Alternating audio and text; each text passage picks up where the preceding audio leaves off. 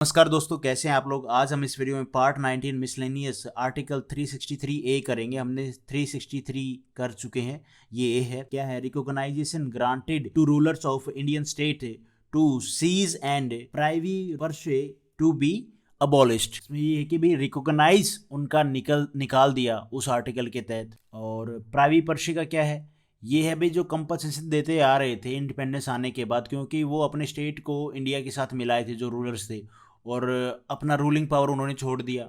उसके लिए कंपनसेशन मिलता था उनको, तो उसको भी अबोलिश कर दिया गया। उसके ऊपर है ये आर्टिकल, उसके बारे में देखो भाई। सबसे पहले है फर्स्ट क्लोज में, notwithstanding anything in this constitution और in any law for the time being in force. A में क्या है, द प्रिंस चीफ और other person who at any time before the commencement of this constitution लागू होने से पहले 26 amendment act 1971 was recognized by the president as the ruler of an Indian state, or any person who at any time before such commencement was recognized by the president as the successor of such ruler shall on and from such commencement cease to be recognized as such ruler or successor of such ruler।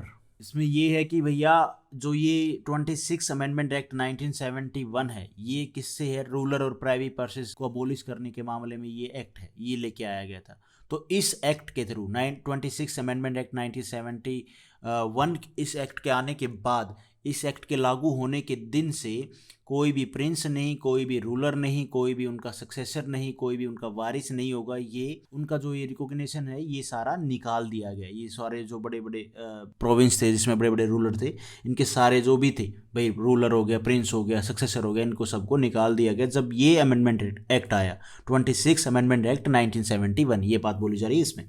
उसके बाद है जी B, on and from the commencement of this constitution 26 amendment act 1971 private party is abolished। ठीक है, उस दिन abolish कर दिया गया। And all right liabilities and obligations in respect of private party are extinguished, and accordingly the ruler, or as the case may be the successor of such ruler, referred to in clause A or any other person shall not be paid any sum as private person। में ये कि ये जो amendment act आया ना, इसके आने के बाद इनके जो कंपनसेशन थे वो भी बंद कर दिए गए, वो भी अबोलिश हो गई।